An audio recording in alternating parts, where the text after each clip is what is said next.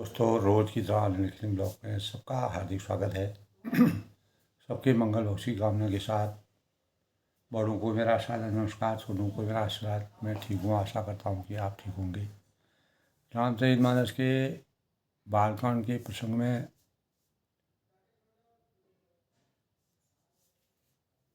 कल के भगवान राम के विवाह के अवसर पर अयोध्यावासी जब सीता जी का स्वयंवर में भगवान राम ने सीता को वरण किया और विश्वामित्र ऋषि के द्वारा जनक राजा को आगे की रणनीति यानी आगे की योजना को यानी भगवान राम द्वारा स्वयंवर के पश्चात जो विवाह का वर्णन है, विवाह की योजना है, उसके लिए आगे के कार्य को करने के लिए विश्वामित्र ने राजा को आज्ञा दी। तो जब भगवान राम ने सीता का वरण किया और समस्त राजाओं को पराजित करके अपने शौर्य और प्रभुत्व और पुरुषोत्तम के रूप में चारों 14 लोकों में उल्लास और हर्ष की अनुभूति को जागृत करने का जो प्रयास किया, तो तुलसीदास जी ने ऐसे अवसर पर कहा कि भुवन चारिदश भरा उसाहु जनक सुता रघुबीर विवाहु सुनि शुभ कथा लोग अनुरागे मग ग्रह गली संवारन लागे। यानी 14 लोगों में उत्साह भर गया। जानकी जी और श्री रघुनाथ जी का विवाह होगा, इस प्रकार की विचारणा से, इस प्रकार के सुखमय जीवन और ऐसी आभा को देखने के लिए सबकी आंखें तरस रही थीं। तो सुनी शुभ कथा लोग अनुरागे, जनक नगरी में यह शुभ समाचार पाकर लोग प्रेम में कैसे मग्न हुए और वहाँ के समस्त रास्ते तथा गलियों को वह सजाने लगे। अद्भुत छवि का वर्णन तुलसीदास जी ने किया है। यद्यपि अयोध्या सदा सुहावनी है, लेकिन जनक नगरी में जाने से पहले अयोध्या अवध, वहाँ जहाँ राम निवासु दिवस, जहाँ भानु प्रकाशु, जहाँ सूर्य का प्रकाश होता है, वहाँ हमेशा चमत्कार ही चमत्कार रहता है। और जहाँ भगवान राम का निवास होता है, वहाँ हमेशा अवध का जैसा परिवेश रहता है। तो यद्यपि अयोध्या बड़ा ही, जब भगवान राम ने वहाँ जन्म लिया त्रिलोकीनाथ ने, तो और दशरथ जैसे प्रतापी राजा जो संकल्पित थे, रघुकुल की रीति और मर्यादा को हमेशा विजय पताका से लहराने वाले और कोई भी बात को पूर्ण करने की सामर्थ्य जिनमें थी, क्योंकि वह श्री राम जी की मंगलमयी पवित्र पुरी है। तथापि प्रीति पर प्रीति होने से वह सुंदर मंगल रचना से सजाई गई। तो ध्वज पताका पट चामर चारु छावा परम विचित्र बजारू कनक कलश तोरण मणि जाला हरद दूब दधि अक्षत माला। तो ध्वजा है, पताका है, पर्दे हैं और सुंदर चवरों से सारा बाजार भोर ही अनूठा छाया हुआ है। सोने के कलश, तोरण, मणियों की झालरें, हल्दी, दूब, दही, अक्षत और मालाओं से, यानी शुभ शगुनों का ऐसा समावेश हुआ है जो हमारे चिंतन को मानव चेतना को जगाने के लिए शुभता के भावों का संचार प्रत्येक मन के अंतःकरण में विराजमान होता है।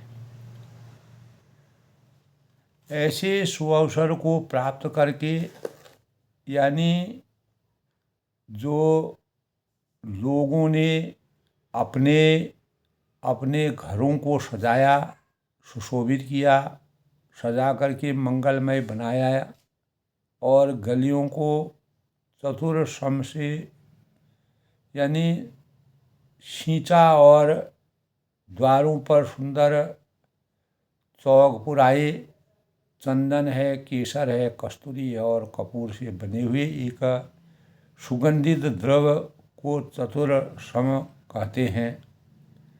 ऐसे सुंदर रसों से आच्छादित अयोध्या की शोभा का वर्णन तुलसीदास ने बहुत ही अलौकिक और रमणीय जो सुंदरता का वर्णन किया है। तो ऐसा एहसास होता है कि बिजली की सी क्रांति वाली चंद्रमुखी हरिण के बच्चे के जिस प्रकार से नेत्र जब हरिणी अपने बच्चे को जन्म देती है कि उसके नेत्र इतने सुहावने होते हैं, अपने सुंदर रूप की कामदेव की स्त्री रति जो सौंदर्य की प्रतीक के रूप में मानी जाती है, अभिमान को छुड़ाने वाली सुहागिनी जो स्त्रियां हैं, 16 श्रृंगार सजाकर जहाँ तहाँ झुंड के झुंड अपार आनंद की अनुभूति कर रहे हैं। सब सीतामयी रस में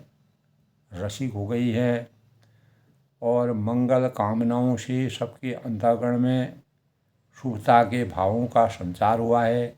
गावहि मंगल मंजुल बानी, सुनि कल रव कल कंठ लग जानी, भूप भवन किमि जाय बखाना, विश्व विमोहन रचो वित्त बिताना। तो मनोहर और सुंदर वाणी से मंगल गीत गा रही हैं, जिनके सुंदर स्वर को सुनकर, आवाज़ को सुनकर कोयलें भी लज्जा जाती हैं। और राजमहल का वर्णन कैसे किया जाए, जहाँ विश्व को विमोहित करने वाला मंडप बनाया गया। तो मंगल दिव्य मनोहर नाना, राजत बाजत विपुल निशाना,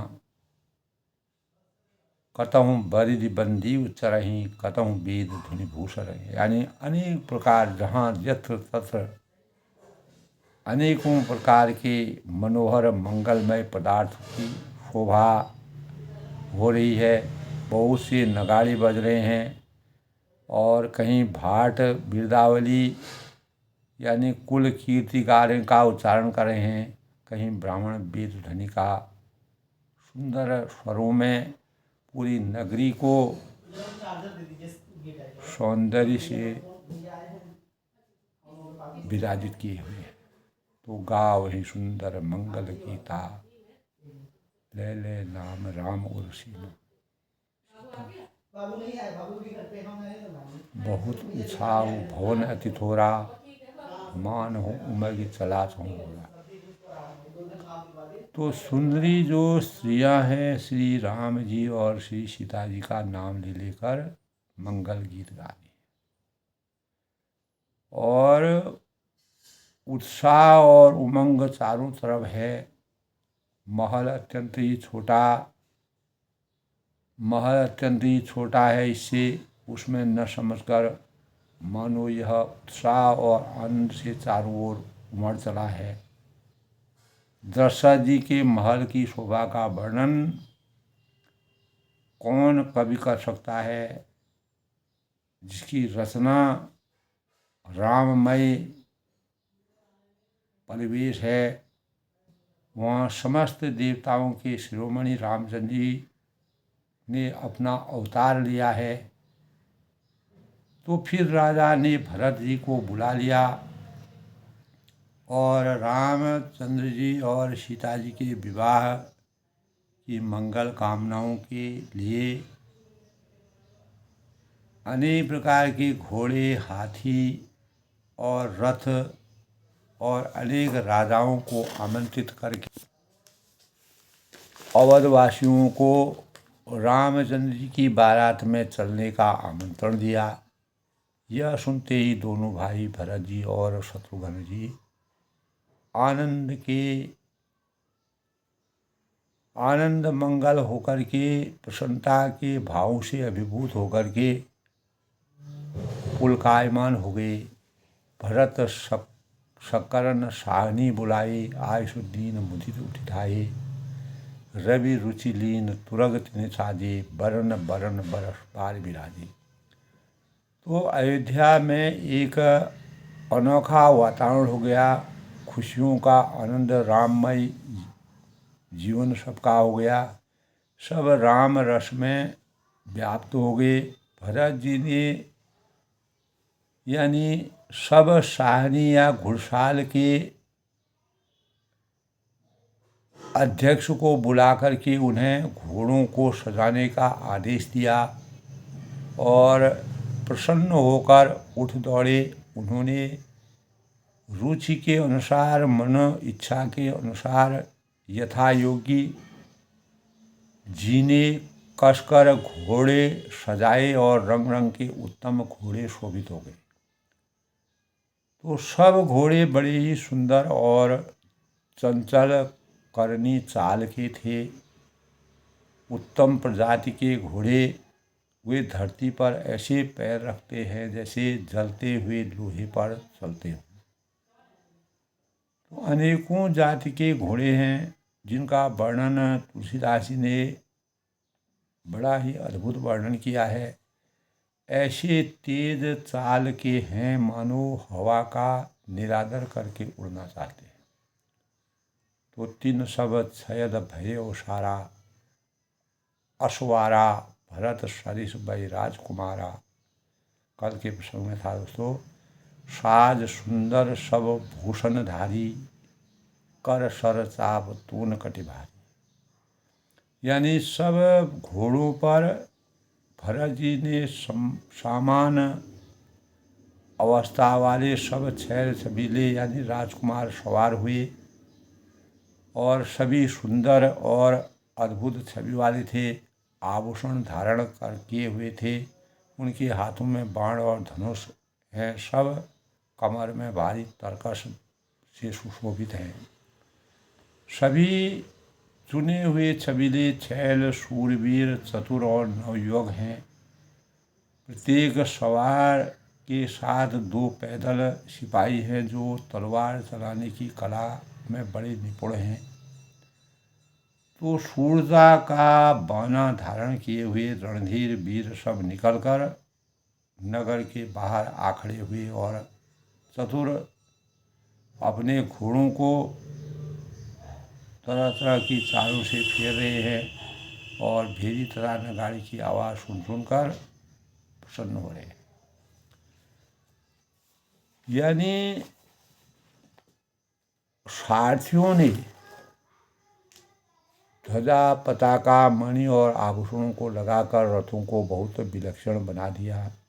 उनमें सुंदर चवर लगे हैं, घंटियां सुंदर शब्द कर रही हैं। वे रथ इतने सुंदर हैं मानो सूर्य के रथ की शोभा को छीन लेते हैं। अगणित श्याम वर्ण के घोड़े हैं। अलग अलग रंगों के घोड़े सजाए गए हैं। उनको सारथियाँ जो घोड़ों को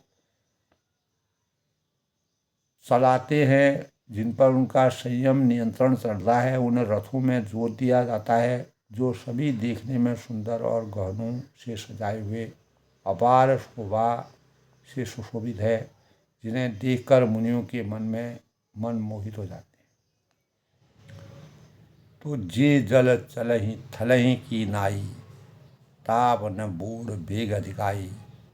अस्त्र शस्त्र सब साज बनाई, रथी सारथिन लिए बुलाई।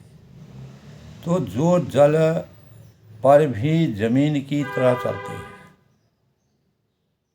तो इस प्रकार के राममय जीवन होने से वेग भी अधिकता से उनकी टाप पानी में नहीं डूबती है। उनके पैर जो हैं वह ऊपर ही ऊपर रहते हैं।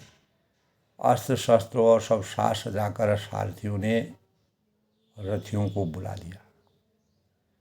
तो इस प्रकार पूर्ण रूप से तैयारियों के परिणाम स्वरूप भगवान राम और सीता के शादी विवाह में उपस्थित होने के भावों से पूरा अयोध्या से बारात का प्रस्थान। बारात सज धज करके जाने के लिए तैयार है। रथों पर चढ़ चढ़ कर बारात नगर के बाहर एक के बाद एक आपस में जुट रहे हैं। जो जिस काम के लिए जाता है सभी के लिए सुंदर शगुन हो रहे हैं, यानी शुचिता के भावों का संचार हो रहा है। इस प्रकार मर्यादा पुरुषोत्तम भगवान राम जी के विवाह के अवसर पर अयोध्या में जो रमणीय वातावरण हो रहा है, उस वातावरण का तुलसीदास ने अभूतपूर्व वर्णन किया है। तो इससे पहले दोस्तों आज के शुभ पंचांग के भाव की, तो दोस्तों आज का पंचांग आज 23 मार्च 2025 दिन रविवार, चैत्र माह के कृष्ण पक्ष की नवमी तिथि 5:23 पर, यानी 24 मार्च को 5:38 तक नवमी तिथि रहेगी। उसके बाद दशमी तिथि का शुभारंभ हो जाएगा। सूर्य देव की पूजा करने का आज दिन है। वैसे भी आज रविवार का दिन है। सूर्य आज मीन राशि में संचार करेंगे, चंद्रमा धनु राशि में संचार करेगा। और आज के शुभ मुहूर्त की बात करें तो अभिजीत मुहूर्त 12:03 से 12:52 तक। राहु काल आज, जिसके दौरान किसी भी शुभ कार्य को करना वर्जित माना गया है, 5:02 से 6:34 तक। आज दोस्तों नवमी तिथि पूर्वाषाढ़ा नक्षत्र 4:18 तक, और उसके बाद उत्तराषाढ़ा नक्षत्र का योग है। वरयान योग 5:58 तक। उसके बाद परिधि योग का संयोग है। तैतिल 5:37 तक, फिर गर है। गोधूली मुहूर्त सायं 6:33 से सायं 6:56 तक। विक्रम संवत 2081 और शक संवत 1946 सूर्य उत्तरायण। और आज का विशेष बंगलामुखी जयंती का शुभ दिन है। और दुर्गा अष्टमी के रूप में आज का दिन मनाया जाएगा। भद्रा और गंड मूल रवि योग और अदल योग का संयोग बन रहा है। तो इस प्रकार दोस्तों आज के शुभ पंचांग के भावों की, जैसे कि हम जानते हैं कि आज रविवार का दिन है, और रविवार का दिन यानी सप्ताह का आखिरी दिन होता है। और आदित्य हृदय स्तोत्र मंत्र का पाठ सर्वप्रथम रावण पर विजय सुनिश्चित करने के लिए श्री रामचंद्र ने, भगवान राम ने रावण पर विजय प्राप्त की। रावण पर विजय सुनिश्चित करने के लिए श्री राम ने ऋषि महर्षि यानी अगस्त ऋषि द्वारा रचित सूर्य भगवान की वंदना की, सूर्य भगवान का नमन किया और उनकी स्तुति की। आदित्य हृदय स्तोत्र मंत्र का पाठ सभी प्रकार के, तो आदित्य सूर्य का ही नाम है। सभी प्रकार के कष्टों को, असफलताओं को दूर करने वाला होता है। जिनका स्वास्थ्य ठीक नहीं रहता है तथा जो असाध्य बीमारियों से परेशान रहते हैं, उनके लिए इस श्लोक का, इस आदित्य हृदय स्तोत्र मंत्र का पाठ करना, श्रद्धापूर्वक पाठ करने से, जैसे औषधि रामबाण के अनुसार कार्य करती है, रामबाण का कार्य करता है, यानी अचूक है। अतः इसके पाठ का महत्व स्पष्ट होता है कि दोस्तों प्रातःकाल स्नान करने से पूर्व उदय होते हुए सूर्य को जल अर्पित करना, अर्घ्य समर्पित करना, सूर्य भगवान का ध्यान करना, इस स्रोत का पाठ श्रद्धा से करना चाहिए। इससे दीर्घायु, आरोग्य की प्राप्ति और दुस्वप्नों का और कोई भी महामारी का, किसी भी कुटिल चाल का प्रयोग इसके पाठ करने वाले को कोई भी हानि नहीं पहुंचाता है। यानी दैहिक भौतिक ताप जो होते हैं उसका कोई भी प्रभाव नहीं पड़ता है। तो जो भी लोग भगवान सूर्य को का ध्यान और आदित्य हृदय स्रोत का पाठ करते हैं, सरल बोध उनका होता है। इसीलिए सौर मंडल में सूर्य भगवान बहुत ही प्रभावशाली एवं प्रत्यक्ष देवता, 5 देवताओं में भगवान सूर्य का भी नाम है। जो भी खगोल शास्त्री हैं सूर्य के प्रभाव को पृथ्वी और चंद्रमा दोनों पर मानते हैं। ज्योतिष विद्या के अनुसार सिंह राशि का स्वामी माना गया है और जन्म कुंडली में उच्च का सूर्य राज सम्मान, राजयोग का प्रदाता माना गया है। अनेकों विद्वानों ने राम के अवतार में सूर्य का तेज होने का ऐसे विचार मंथन किया है। सूर्य आराधना विशेष रूप से रविवार को करना शुभ माना गया है। इस आराधना से हमारे जीवन में शारीरिक और मानसिक विकास होता है। स्तुति वंदना करने से बाल रवि दर्शन और उपयुक्त मात्रा में जप करना चाहिए। गेहूँ, गुड़, कमल, पुष्प, केसर, लाल चंदन, लाल वस्त्र और तांबा, सोना है, माणिक है, जो भी ज़रूरत जिसकी अपनी इच्छा के अनुसार, स्व इच्छा के अनुसार दान करने का प्राविधान है। तो आराधना के लिए प्रातः सूर्योदय से लगभग 1-2 घंटा पहले जागकर नित्य कर्म से निवृत्त होकर सूर्य आराधना करनी चाहिए, ऐसा हमारे शास्त्रों में विद्यमान है। सूर्यास्त के उपरांत कुछ भी खाना वर्जित है। सूर्य व्रतधारी दोपहर के बाद मीठी चीज़ों का सेवन करना चाहिए और सोमवार को प्रातः सूर्यार्घ्य देने के बाद उपवास को तोड़ना चाहिए, यह विधान है। सूर्यदेव का वर्ण जैसे कि हम जानते हैं लाल पुंज की तरह है। सनातन धर्म के पालन करने वाले जिन 5 देवताओं का पूजन करते हैं उनमें सबसे पहले ओम विष्णु नमः परात्परी भरतकन्या आयुर्वेदी, यानी यह जाप किया जाता है। उसके बाद शिव, ओम नमः शिवाय नमः। दुर्गा यानी या देवी सर्वदेषु विद्यारूपेण संस्थिता बुद्धिरूपेण संस्थिता नमस्तस्यै नमो नमः। देवी उपासना गणानांता गणपना विधिनांता विधिना गणेश पूजा। तो इस प्रकार सूर्य भगवान ओम घृण सूर्याय नमः।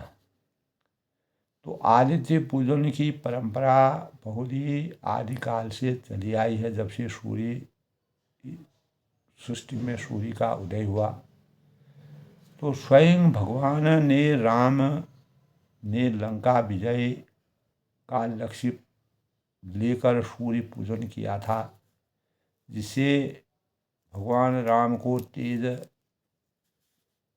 प्रकट हुआ उनके शरीर में और माता दुर्गा से शक्ति के रूप में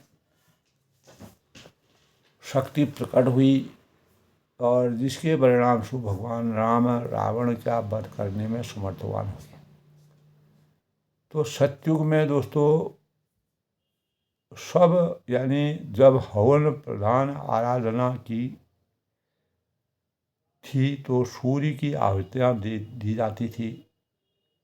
त्रेता में श्री राम ने, द्वापर में श्री कृष्ण, पांडवों के कुल के लोगों ने सूर्य आराधना की थी, ऐसा हमारे शास्त्रों में विद्यमान है। इसीलिए कलयुग में भी सूर्य वंदना सम्मान दिलाने और व्यक्ति का तेज बढ़ाने के उद्देश्य से राजयोग में सामर्थ्य और तेजस्विता के प्रतीक के रूप में भगवान सूर्य का वंदन करना चाहिए। सूर्य भगवान को लाल पुष्प और लाल चंदन, लाल फल और लाल चीज़ों से भगवान सूर्य को अर्घ्य अर्पित करना चाहिए। ओम घृण सूर्याय नमः का जाप करना चाहिए। तो इस प्रकार सूर्य देव हमारे जीवन के यानी संसार में अज्ञान रूपी अंधकार से ज्ञान रूपी प्रकाश के प्रतीक के रूप में भगवान सूर्य का वंदन किया जाता है। तो आज के प्रसंग में दोस्तों मर्यादा पुरुषोत्तम भगवान राम जी के शुभ विवाह में उपस्थित होने के लिए जब राजा जनक ने पत्र प्रेषित करके राजा दशरथ को आमंत्रित करके पूरी प्रजा के साथ तब पूर्ण निष्ठा और साज सज्जा के साथ जिस प्रकार से अयोध्या से प्रस्थान करने के लिए बारात नगर के बाहर जुटती है तो कलित करी बरन परी अंबारी, कहीं न जाए जई भांति सवारी। श्रेष्ठ हाथियों पर सुंदर अंबारियां पड़ी हुई हैं, कहीं न जाए कहीं भांति सवारी। वे जिस प्रकार सजाई गई हैं सो कहा नहीं जाता है, उसका वर्णन किया नहीं सकता है। तुलसीदास ने अभूतपूर्व वर्णन किया है। चले मत गज घंट विराज, मत वाले हाथी जो है मस्त होकर के घंटों से सुशोभित होकर घंटे बजाते हुए चले। अब मानो सावन के सुंदर बादलों के समूह, मनो सुबह सावन घनराजी, गरजते हुए जा रहे। वाहन अपर अनेक विधाना, शिविका सुभग सुहावन जाना। तीन चढ़ी चले विप्रुवर बंदा, जन तन धरे सकल सुति छंदा। सुंदर पालकियां सुख से बैठने योगी जो भी ताम झाम या जो भी सामान है वह रथ आदि सब अनेकों प्रकार की सवारियां, उन पर श्रेष्ठ ब्राह्मणों के समूह चढ़कर चलते हैं। मानो ऐसा लग रहा है कि जन तन धरे सकल श्रुति छंदा, सब वेदों के छंद ही शरीर धारण किए हुए। माँ गद सूत बंदी गुण नायक, चले जान चढ़ी जो जही लायक। बेसर ऊंट वृषभ बहु जाति, चले वस्तु भरी अगणित भांति। मागध हैं, सूत हैं, भाट हैं, गण हैं, गाने वाले सब जो जिस योगी हैं वैसी सवारी में चढ़कर, यानी बहुत जातियों के खच्चर, ऊंट और बैल, असंख्य प्रकार की वस्तुएं लाद लाद कर जनक नगरी की ओर प्रवेश करते हैं। कोटिन कांवरी चले कहारा, विविध वस्तु को बरने पारा। चले सकल सेवक समुदायी, निज निज साज समाज बनाए। कहार जो है वह करोड़ों कांवरे लेकर चले, उनमें अनेकों प्रकार की इतनी वस्तुएं थी कि जिनका वर्णन करना कौन कर सकता है। सब सेवकों के समूह अपना अपना साज सामान बनाकर चलते हैं। सबके उर निर्भय हरसु पूरित पुलक शरीर, कबहीं देखिए नयन भरी राम लखन दो भी। सबके अंतःकरण में ये उत्साह है कि इतने उतावले हो रहे हैं कि अपार हर्ष है और शरीर पुलकायमान हो रहा है। सबको एक ही धुन सबके जीवन में आई है कि लालसा लगी हुई है कि हम श्री राम लक्ष्मण भाइयों को नेत्र भरकर कैसे देखें। गरजहि गज घंटा धुनि घोरा, रथ नौ बाज हिंस कर ओरा। निदर धनहि धुम्मरहि निशाना, निज पराय कसु सुने न काना। और हाथी गरज रहे हैं, उनके घंटों के भीषण ध्वनि हो रही है, जो घंटे उन पर बांधे गए हैं।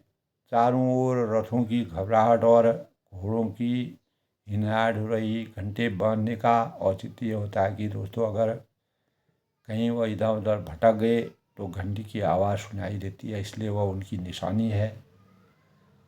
और निदरि घनहि घुम्मरहि निशाना, बादलों का निरादर करते हुए नगाड़े घोर शब्द कर रहे हैं, यानी बादल उनके सामने तुच्छ लग रहे हैं। किसी भी निज पराय कस सुने न गाना, किसी भी अपनी पराई कोई बात कानों से सुनाई नहीं देती है। इस प्रकार का परिवेश अयोध्या से जनक नगरी को जाने के लिए बारात का परिवेश है। महाभीर भूपति के द्वारे रज होय जाय पसान भवारी।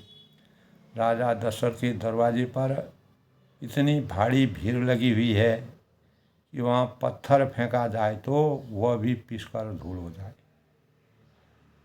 अतिशयोक्ति का वर्णन जिस प्रकार से तुलसीदास ने किया है उस समय के परिवेश का। चढ़ी अटारिन देखई नारी, अटारियों पर चढ़ चढ़ करके नारियां स्त्रियां मंगल बालों से आरती, यानी मंगल थालों को लेकर के आरतियां उतार रही हैं और भगवान का नमन कर रही हैं। और उनके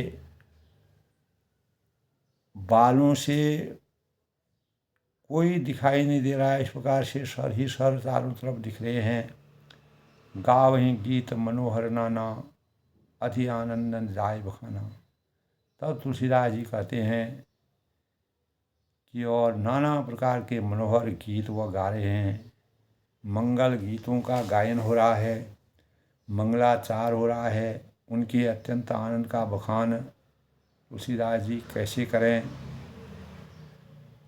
तब सुमंत्र दुई सेंदन साजी, सुमंत्र जी ने 2 रथ सजाकर उनके सूर्य के घोड़ों की भी मात करने वाले घोड़े जोते। 2 रथ रुचिर भूप नहीं आने,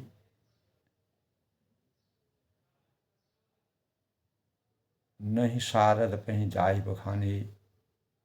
राज समाज एक रथ साजा, दूसर तेज पुंज अति राजा। यानी दोनों ही जो सुमंत्र जी ने जो रथों को बनाया था, दोनों सुंदर रथ राजा दशरथ के पास ले आए, जिनकी सुंदरता का वर्णन सरस्वती से भी नहीं हो सकता है। जो सुरों की सरस्वती है।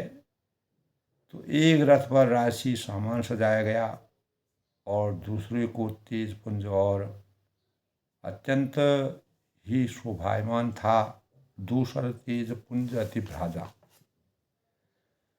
तो तेहि रथ रुचिर वशिष्ठ कहूँ, हर शिव चढ़ाए नरेश। उस सुंदर रथ पर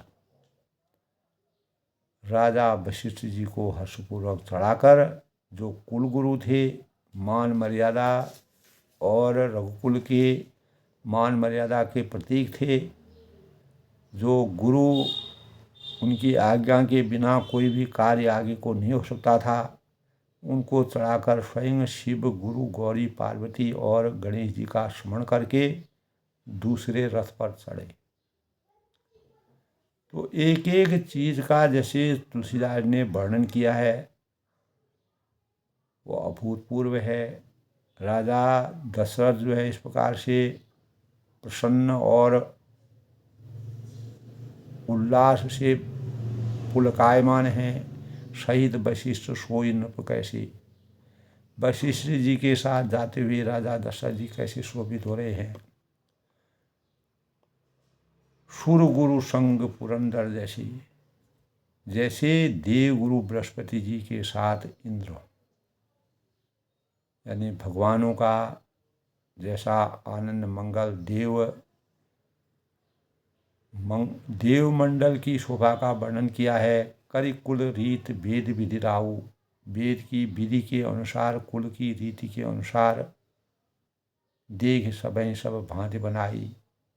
सब कार्य करके तथा सबको सब प्रकार से सजे देखकर क्या हुआ, सुमिर राम गुरु आयुष पाई। श्री राम जी का स्मरण करके गुरु की आज्ञा पाकर भगवान राम का नाम लेकर के गुरु का आशीर्वाद प्राप्त करके आज्ञा प्राप्त करके चले महीपति शंख बजाए। और पृथ्वीपति दशरथ जी शंख बजाकर चलते हैं, शुभ शकुन होते हैं। हर्षि विबुध बिलोक विराता, बारात देखकर देवता हर्षित हुए, प्रसन्नता की अनुभूति हुई।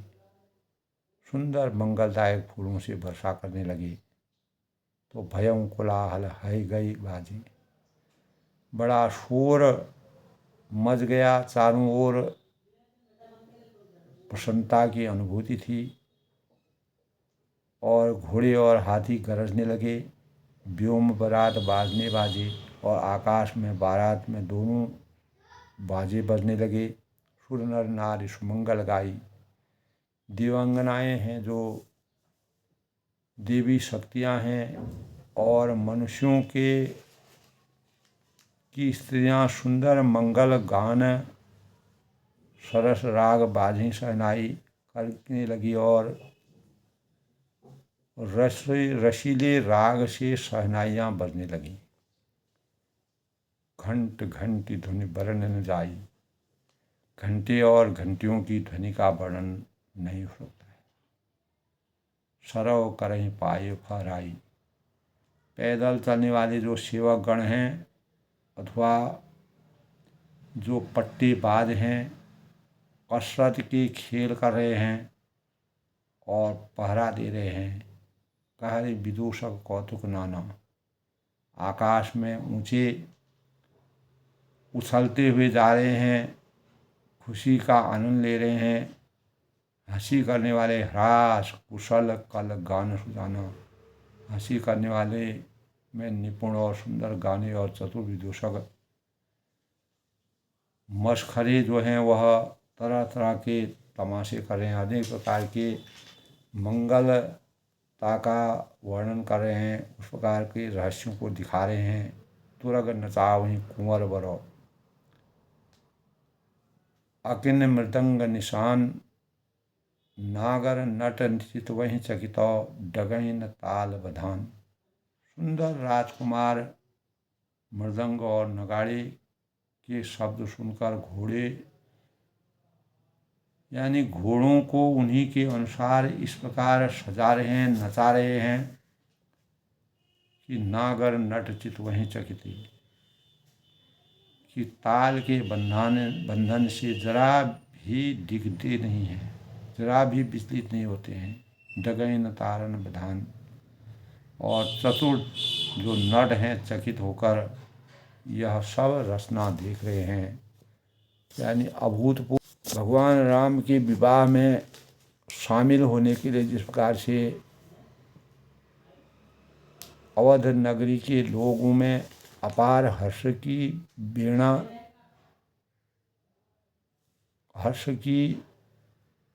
के भावों का संचार हुआ है। बनई न वर्णद बनी बराता, बारात ऐसी बनी है कि उसका वर्णन करते नहीं बनता है। हो सगुन सुंदर शुभ दाता, ऐसे शुभ अवसर पर सुंदर शुभदायक सगुन हो रहे हैं। चारा चाशु नाम दिशले, नीलकंठ पक्षी जो शुभ माना जाता है बाईं ओर चारा ले रहा है और मनो सकल मंगल कहीं दे, मानो संपूर्ण मंगलों की सूचना दे रहा है। मंगल भवन अमंगलहारी, उमा सहित जगत पुरारी, दीन दयाल विश्व संभारी, हरहु नाथ संकट भारी। तो इस प्रकार का जो नीलकंठ पक्षी है, इस प्रकार की आभा से विराजित है। तो दाहिन काग सुखेत सुहावा, नकुल दरस सब कहूँ पावा। दाहिनी ओर और जो भी जब शुभ शकुन होते हैं तो सब चीज़ें शुभता में ही विराजित हो जाती हैं। ऐसे ही दृश्य दिखाई देने लगते हैं जब आनंद की अनुभूति होती है। तो इसीलिए कहा है कि दाहिनी ओर कौवा सुंदर खेत में शोभा पा रहा है। अगर बाईं ओर कौवा दिखता है तो वह अशुभ माना जाता है। नकुल दर सब काहू पावा, और नेवले का दर्शन भी सब किसी ने पाया। सानुकूल, इसी के अनुकूल वह त्रिविध बयारी, तीनों प्रकार की शीतल है, मंद है और सुगंधित है।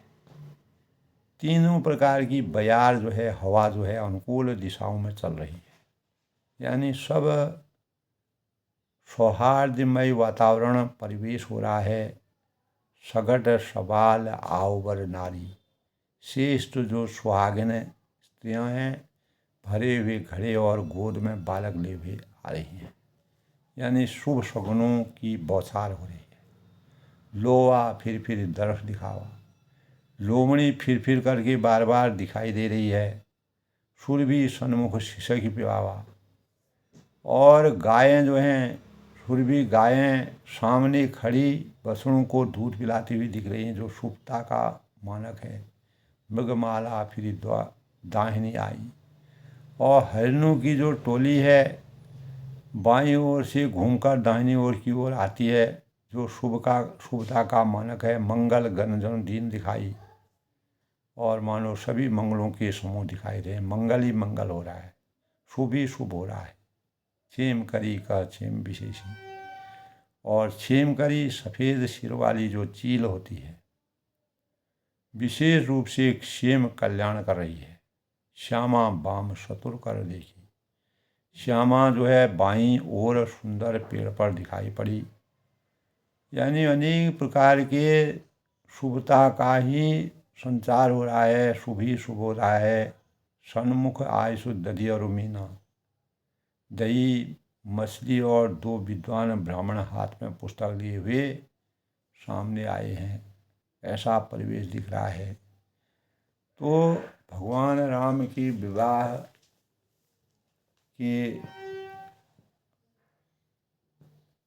के अवसर पर जिस प्रकार से अयोध्या से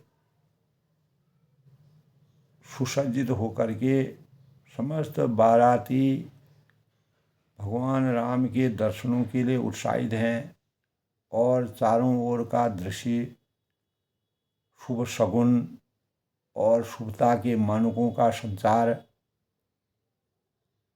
परम रहस्यमय आनंद की अनुभूति सबके मन में आच्छादित हो रही है।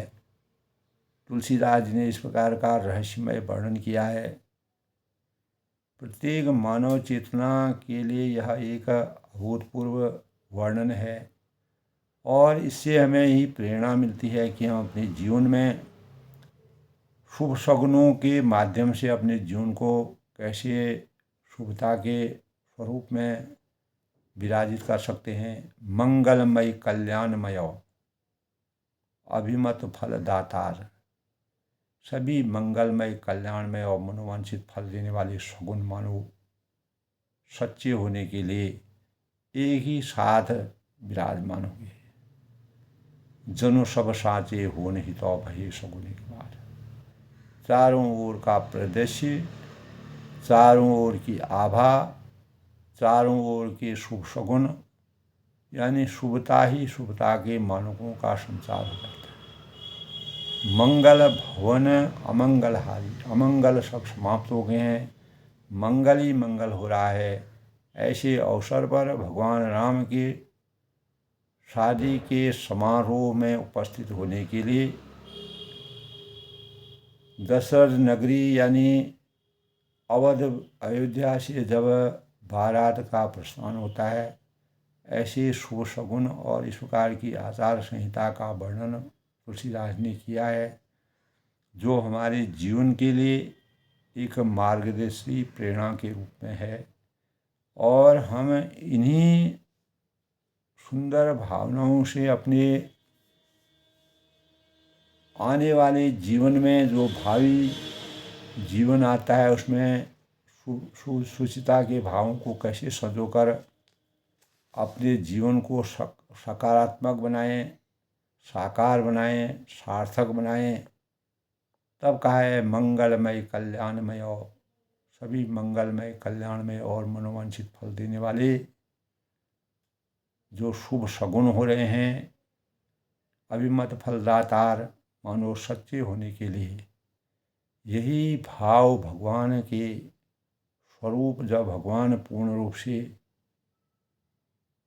भगवानों के ऊपर आस्था विराजमान होती है, तो सुचिता के संकेतों का आविर्भाव मानव चिंतन में अपने आप ही होने लगता है।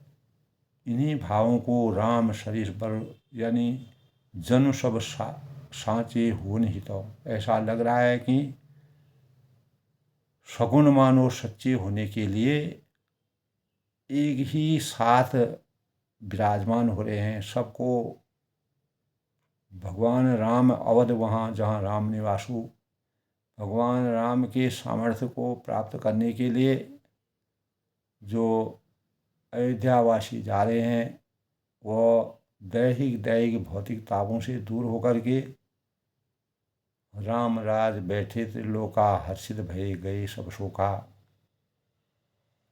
का अभिनंदन कर रहे हैं, स्वागत कर रहे हैं। अपने जीवन को राममय बनाने के लिए तुलसीदास जी ने जिस प्रकार का प्रसंग वर्णन किया है, वह प्रत्येक मानव के जीवन के लिए शुभ शगुनों के आशीर्वाद के रूप में विराजमान होता है।